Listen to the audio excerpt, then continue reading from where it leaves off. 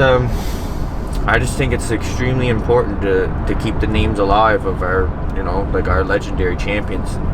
I just think it's wrong that, you go into a boxing gym today and all the fighters, all the guys that are my age or younger, even the older guys, like, yeah, they know who Triple G is, they know who Floyd Mayweather is, Canelo, even like Mike Tyson, Muhammad Ali, but, there's these guys, they don't know anything about John L. Sullivan or Bob Fitzsimmons or Jack Dempsey or Gene Fulmer, like all these guys who are all-time greats. To me, it's extremely important to keep their legacies alive, because you don't hear about them anymore, and that's, to me, that's sad. Like, it's a tragedy that in boxing today these guys aren't as appreciated as much. Like, whenever I hear guys talk about Rocky Marciano or Joe Louis, that era, they say, well, they would never compete with heavyweights today, they're too big.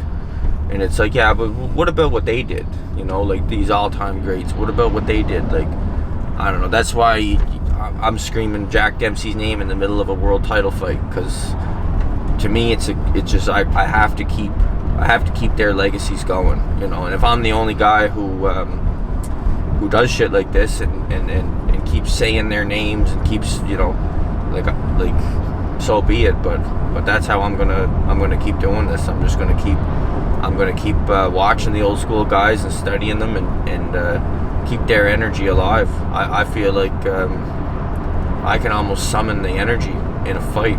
I felt like when I fought Rivas, I summoned Jack Dempsey's energy. That made me go. I could have went 15 rounds that night, no problem. Because I believe that I was Jack Dempsey in there. I know it sounds crazy, but the proof is right there. Watch the fight. A headgear in there on the wall, like an old vintage one. He likes vintage stuff. Cool.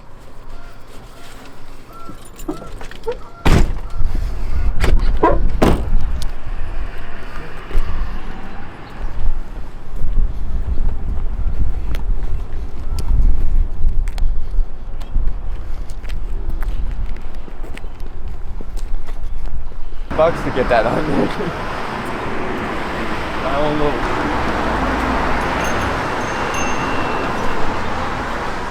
Hello? What's up, bro? This is it, how are you? What's up, guys? Hey. Yeah. If it's like a Sunday or Monday or I think it's like a squeezy event. Yeah. He cut my hair before the Rivas fight. Oh, nice. Yeah. For the world title fight. Yeah. Seated. Gonna do like kind of like this kind of Sweet. Okay. this kind of fade here, so like Nice and sharp. yeah, and like a heavy line, and then leave the weight here. Sweet. Yeah. And then just kind of forward and Yeah. see and textured like that. Yeah, Like take this. a little off the top, and then super bald on the side, because I'm gonna get some ink here Sick. pretty soon. Right. Next couple days. Thanks. Yeah. Congrats on the last one, eh? Yeah. Fuck yeah. When was that? Like 3 weeks ago now. 3 weeks, yeah. Yeah. We're right into another one already. Right away. Yeah, Yeah. when's this one? May 7th. May 7th. Yeah, so 2 weeks of training left, I think. Sick. Big How you fight. Feel good. Feel Big good. fight, eh? Big This fight. is the one. This is It's gonna get you there. top 10 guy, so if I knock him out, could potentially get a world title shot. Hell yeah, dude. Yeah, or at least one more fight. Like if I Right. if I You knock, can't refuse it. that's it. Yeah, I'm Yeah. trying to get my mandatory position right now, Wicked. but It's in your hometown. it's in my hometown, so I Yeah. got that advantage. I wouldn't even call it an advantage for you. It don't matter, to be honest. don't matter. Could fight him here in the shop You had a here. big turnout though. Yeah. At least. Oh yeah, there should be expecting like 5,000 people, I think. You should fight him in the shop here. Yeah, I would. I would fight him here. Set that up. There'd be nowhere to go. I could get him in the corner. That's it. Yeah. He ain't coming to lose, Yeah. but he's coming as the B side. Like that's almost impossible to do now. Like when you start off, like you want to build up your confidence, your record, all that. So Yeah, for sure. you take those easier fights. I can't get those fights anymore. Yeah, sure. Yeah. So even when I take what's considered an easier fight, like that last guy, it's still like a dangerous opponent, and I had to give up Yeah. like 20 pounds or so come fight night. Well, you had to go up to. The last guy was heavy, right? Last two guys were Last heavy. two guys. Yeah. But Jake's jab is unbelievable. He doesn't miss. Like when he's sparring guys, man, every time he throws a left jab, like dudes' heads are snapping back. He's I think he's gonna be a world champion. He's gonna put Orangeville on the map. Oh, for sure. Yeah, it'd be. Hopefully, he gets a big knockout in Cape Breton, because then they'll want him back. You know, Nobody wants to see a boring boxing match. They want to see knockouts. Not in Cape Breton. Cape Breton, if you're gonna box, you might as well just stay home. You had a buddy from Orangeville on the ticket for this one too? Yeah, he's coming to fight. Yeah. Nice. What's? I'll take that. Oh, don't worry about it, dude. Win this fight. You sure? And it's on me. If you lose, you gotta come back and pay. Deal. I'll be watching. Can you shout out the spot? It's Folklore Barber and Company, Morriston, Ontario. Deal.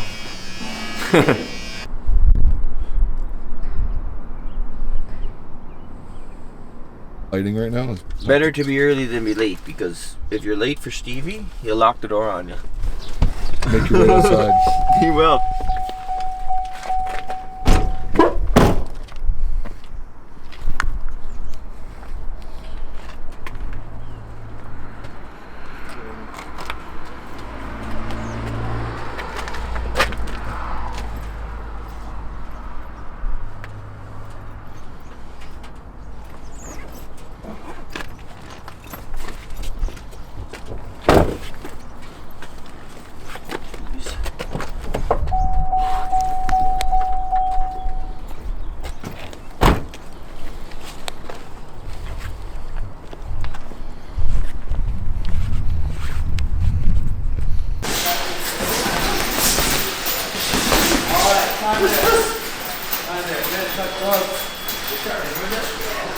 Just gave you your nickname, bro. Hollywood? Hollywood, Yeah, I like bro. it. I like it. So, I just had to go see my sponsor. I had to go see my sponsor. So yeah, working on some boxing today. Legs are pretty damn sore. Stevie put me through a fucking hell of a ringer through this morning, but we're gonna get through it. Talk about that last knockout. So the last knockout, I obviously enjoyed doing that. Glad everybody's okay. We had a game plan for the first time in my life. I was sitting down on my legs more. I was nice and calm. I've never been so calm in there, and it just came. I didn't even think about it. It just happened. It's hard to explain. You got any predictions on this one coming up? I imagine this guy's going to be tough. Again, I just am really just focused on my own performance. I just want to perform to my best ability, and if I do that, I believe I will come out victorious. I never used to wrap my hands, but I find like my knuckles will split open, so I just put a little bit of duct tape on there. That's it. That's my hand wraps.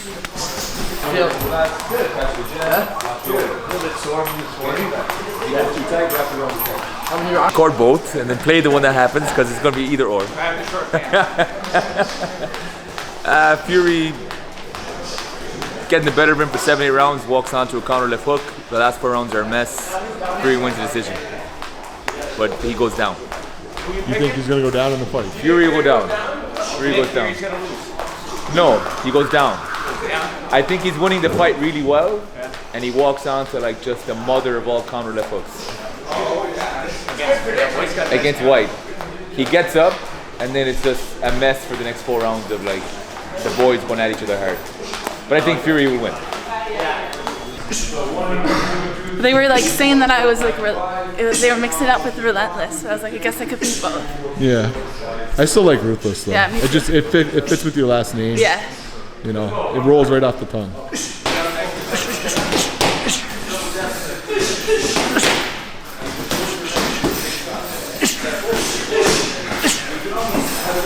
Is Dan DeSantis, and I'm a coach here at TNT Boxing. So how do you feel about these fights coming up? After getting a chance to sit down and kind of think about all these fights coming up there, each one of them is a huge step up for each fighter. I know I'm a little biased. I watch these guys train day in and day out, and I know how hard they push. So as much as it might be a step up on paper, I think they're going to rise to the challenge for sure. How do you feel about Carolyn's fight, seeing as she's fighting someone who fought for a world title, and it's probably the biggest step-up fight of her career? You know, again, hometown bias. I see Carolyn train all of them the most, and been working with Carolyn for years now.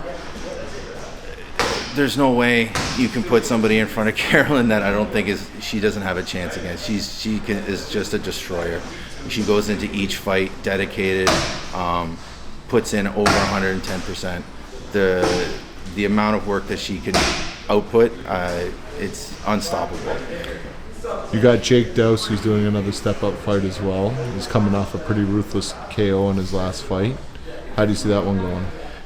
Man, Jake is finesse. I watch him move around the ring. He's got style, he's got flash, he's got power. You know, I don't know the style of the other person that he's fighting. I didn't get a chance to look into that one, but if you're saying that this is a big step up for him, again, I see how hard he works. This is going to be, I think, easy work. And last, in the main event, Ryan Rozicki, back to Cape Breton Island after 2.5 years, 3 canceled events there, and a huge fight for the island. Number 9 ranked WBC versus number 10 for the international WBC title, and it's a title eliminator. How do you see this fight going? How can you not be excited for that fight, right? Like, just on paper, the way you said it, Ryan always brings a show. You know, he, again, hard worker, in the ring, out of the ring. Man, I'm biased. I see these guys train so hard. There's no way I can see anybody training as hard as these guys, putting in the effort, putting in the hours, working. Like if you see these guys, they're all training together right now. You're saying to me that each one of them is stepping up. They're all stepping up together. There's an army. They're coming for war. Ryan, I don't know if you can say he's the captain of the team or whatever, but man, oh man, he really, really brings an intensity to that level. Loving that duct tape, eh? I love duct tape, yeah. Shout out to Uncle Shane. He was the first one to know, so he duct taped me to a tree and left me in the woods one time for the whole day. Said the coyotes were gonna eat me. I was duct taped to a tree in the woods. My Uncle Shane, the fucker. So Shane, I'm gonna fucking get you back. But anyways, I got good with the tape because of that. Training with Stevie? Yeah. What's it like training Stevie? It's hard and it's rewarding, and he fucking knows what he's talking about, so you better fucking listen. What's he like when he gets mad? When you're late to the workout? I'm never late. Never been late once. Stevie, haven't been late once. Never. The guys and girls are just finishing up now. They've had a pretty tough day today with their conditioning this morning. I sent them all very detailed workouts. Carolyn's got her own specific strength trainer she works with, which is a good guy. I actually haven't met him yet, but I've chatted enough to Carolyn about it. The work tonight was a little bit of technique, a bit of conditioning at the end, but more technique based, trying to condition your technique. They sparred last night, good sparring down at Ajaz's gym in Brampton. Ajaz giving them fresh guys almost every round, short breaks. It's tough, right, when they're always working on something and guys are having the fight of their lives with them because it's such a battle for them, right? So it's always a mental game for these guys to stay focused on what they're working on as opposed to having a win in the gym on the night, because 16-ounce gloves and a headgear and a 10-ounce pair of pro gloves are 2 different sports, right? But I'm happy, 16, 17 days away. They all came back to camp super fit, very fresh. Honestly, there's been enough little things go wrong where we can, be aware of what's what. It's gone right. Everything's gone the way it should be going. Nothing's perfect. Everything's moving in the right direction. How do you feel about their fights? It's good. Carolyn's in with a legitimate, female fighter who's been around the block, fought everyone that matters, not a pushover. Good test for a first 8-round fight. The last fight was a perfect setup. She hadn't fought in over 2 years, so to get that 6 rounds was ideal. Jake's got a nice veteran from Argentina who's been in with some really good prospects from England. Moves a little awkward. Be nice for Jake to work on what he's trying to develop as a fighter. Be the boxer, but let's try and get some knockouts at the end of the day. And then Ryan's got obviously the biggest test of his career at cruiserweight. with Peralta, who was a world-class, legitimate, real-deal amateur who achieved really big things and fought everyone as an amateur. And I'm looking forward to them having a pro fight and see if Peralta can manage a pro fighter and not an amateur style, because this is going to be his biggest test too by quite a stretch, and I'm excited.